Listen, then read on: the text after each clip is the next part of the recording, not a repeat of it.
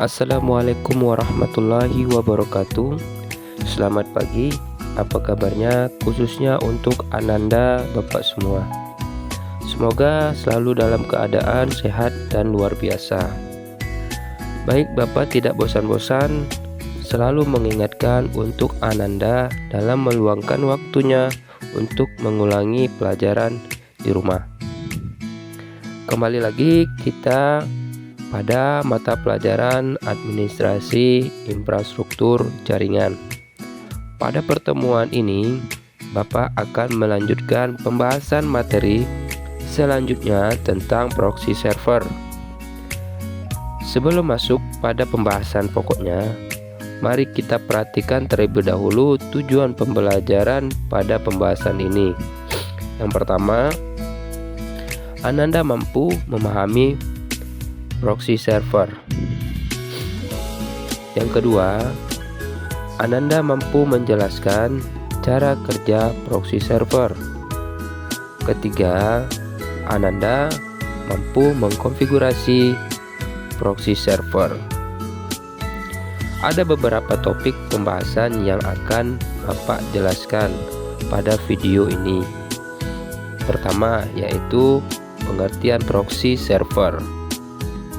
Kemudian, kedua, ada prinsip dan cara kerja proxy server. Ketiga, manfaat dari proxy server. Keempat, ada fungsi-fungsi dari proxy server. Selanjutnya, jenis-jenis proxy server. Dan keenam, kelebihan dan kekurangan proxy server. Internet merupakan hal yang sudah melekat dalam kehidupan sehari-hari di masyarakat. Saat ini, hampir seluruh kegiatan mengandalkan internet, mulai dari sekolah, bekerja, dan hal-hal yang berkaitan dengan rumah tangga maupun sekedar hiburan semata. Alhasil, hampir semua orang mengakses internet untuk mencari informasi apapun. Namun, semakin banyaknya pengguna internet, maka semakin besar pula muncul resiko terjadi kejahatan dan pencurian data internet. Inilah mengapa peran proxy server penting untuk memberikan keamanan. Simak terus video ini sampai selesai. Mari kita masuk pada pembahasan pokok yang pertama, yaitu pengertian proxy server. Proxy adalah suatu sistem yang memungkinkan kita untuk bisa jaringan internet menggunakan IP yang berbeda dengan yang diterima oleh perangkat. Sistem ini menggunakan proxy server untuk dapat bekerja, sedangkan proxy server itu sendiri merupakan perangkat atau komputer yang digunakan untuk menyediakan layanan proxy. Proxy server bekerja dengan menjembatani komputer ke internet. Program ke internet seperti browser, download, dan lain-lain berhubungan dengan proxy server, dan proxy server tersebut yang akan berkomunikasi dengan server lain di internet. Proxy server adalah sebuah komputer, server atau program komputer yang dapat bertindak sebagai komputer lainnya untuk melakukan request terhadap konten dari internet atau intranet. Pada umumnya, proxy server digunakan untuk mengamankan jaringan komputer pribadi yang terhubung dengan jaringan publik. Jadi, dari posisi server tersebut, maka biasanya server diletakkan di antara aplikasi server dengan aplikasi klien, di mana aplikasi klien berupa web, browser, klien FTP, dan lainnya. Sedangkan aplikasi server berupa server, FTP, dan web server.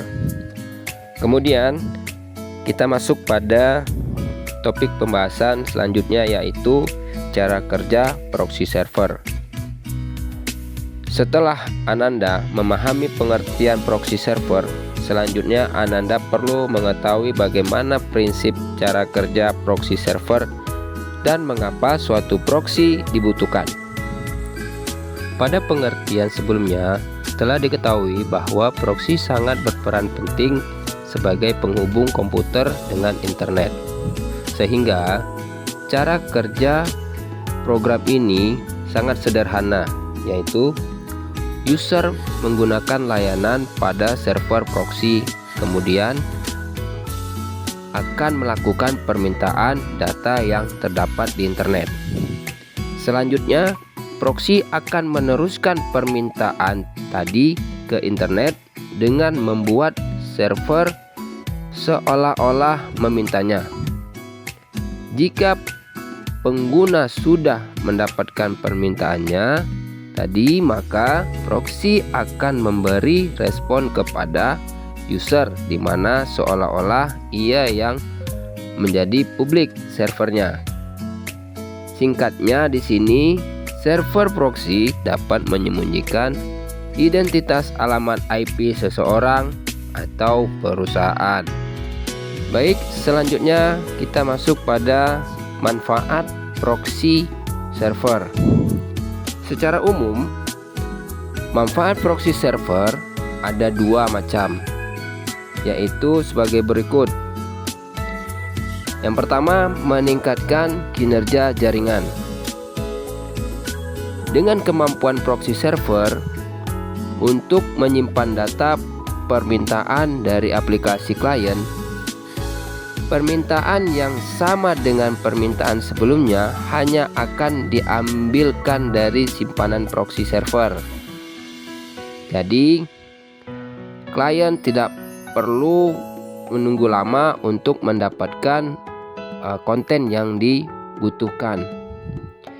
Jika seorang pengguna internet sudah pernah membuka situs yang sama, dia tidak perlu dihubungkan langsung pada situs sumbernya, tetapi cukup diambilkan dari simpanan proxy server seperti yang Bapak sampaikan tadi. Dengan cara demikian, koneksi langsung pada server sumbernya dapat dikurangi. Dengan demikian, penggunanya bandwidth internet untuk koneksi langsung menjadi berkurang. Itu untuk manfaat dari proxy server yang pertama. Lanjut, untuk manfaat yang kedua adalah filter permintaan. Jadi, proxy server dapat pula digunakan sebagai filter terhadap permintaan data dari suatu situs. Dalam hal ini, proxy server menjadi filter terhadap situs yang boleh atau tidak boleh dikunjungi. Selain itu, proxy server dapat pula sebagai filter terhadap aplikasi klien yang dapat menggunakan akses ke internet. Dalam hal ini, proxy server berlaku sebagai filter terhadap gangguan internet. Pembahasan pokok selanjutnya yaitu mengenai fungsi-fungsi proxy server. Proxy server merupakan pihak ketiga yang menjadi perantara antara kedua pihak yang saling berhubungan. Dalam hal ini adalah jaringan lokal dan jaringan internet. Secara prinsip, pihak pertama dan pihak kedua tidak langsung berhubungan, tetapi masing-masing berhubungan dengan pihak ketiga, yaitu proxy server. Berikut ini 3 fungsi utama proxy server. Yang pertama kita akan bahas yaitu connection sharing. Connection sharing maksudnya nanti dia bisa berbagi koneksi, misalkan dijadikan sebagai gateway dan juga bisa menghubungkan antara jaringan lokal dan jaringan internet. Yang berikutnya, Fungsi lain dari proxy server adalah sebagai filtering request.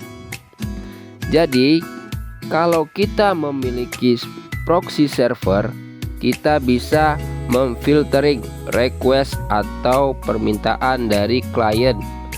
Misalkan, klien meminta request web, begitu nanti tidak langsung akan meminta kepada internet. Tetapi nanti kalau skemanya seperti ini, dari klien itu nanti akan difilter dulu oleh proxy apakah permintaan dari user itu diizinkan atau tidak, karena di proxy ini bisa juga sebagai blok. Jadi kalau misalkan permintaannya diperbolehkan, maka akan diteruskan ke internet. Kemudian kalau misalkan tidak diperbolehkan, maka akan ditolak. Begitu juga sebaliknya, kalau misalkan ada serangan atau ada permintaan dari luar internet, dari jaringan internet, dari luar ke jaringan lokal kita, maka akan difilter oleh proxy di sini. Itu salah satu fungsi dari filtering request dari proxy server. Fungsi selanjutnya sebagai caching. Cache atau media penyimpanan sementara ini sangat penting di sini, karena di sini nanti bisa banyak sekali fungsinya. Cara kerjanya misalkan seperti ini. Ada permintaan dari user, maka user ini sebenarnya misalkan mengakses sebuah situs yaitu bola.net. Katakanlah begitu, maka bola.net yang diminta oleh user ini tidak akan langsung terkoneksi atau disampaikan ke internet, tetapi nanti akan melalui proxy server dulu. Jadi requestnya itu nanti akan masuk ke proxy server dulu. Kemudian proxy server ini nanti akan meminta ke jaringan internet atau ke servernya langsung melalui jaringan internet. Nanti setelah ada tanggapan, ada respon dari server itu, nanti tidak akan langsung diberikan ke user, melainkan akan disimpan terlebih dahulu di cache proxy servernya ini. Sehingga nanti semua request itu melalui proxy server. Selanjutnya, yang sudah didapatkan dari internet itu nanti akan disampaikan kepada usernya, sehingga nanti user itu mendapatkan request akses webnya.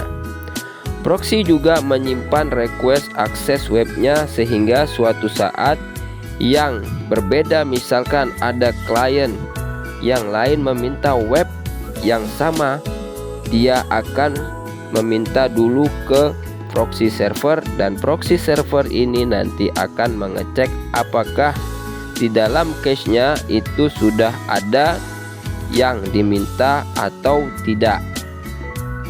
Kalau misalkan ada, dia akan langsung diberikan kepada klien.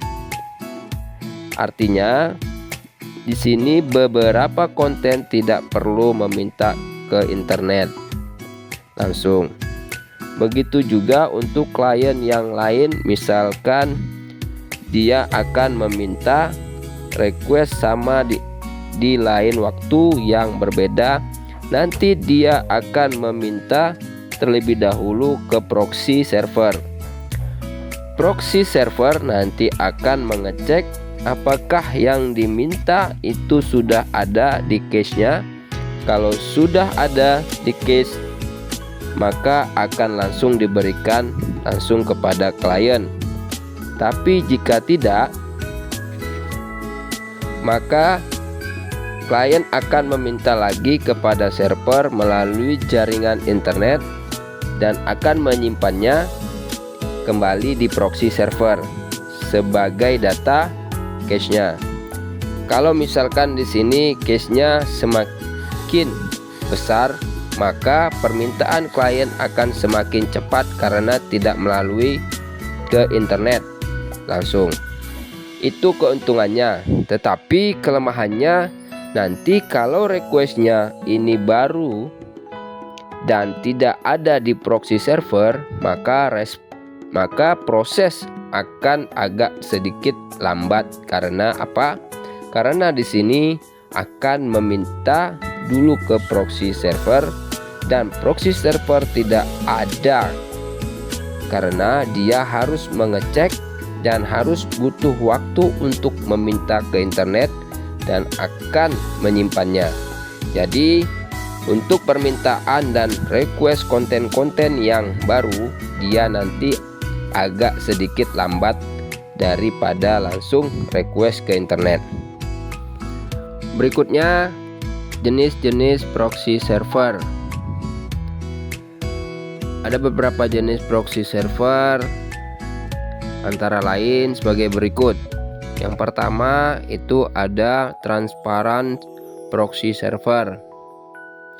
Jadi klien yang menggunakan proxy jenis ini dapat langsung menggunakan layanan proxy hanya dengan terhubung dengan proxy, karena proxy jenis ini memberikan pengaturan otomatis kepada kliennya dengan port standar www atau port 80.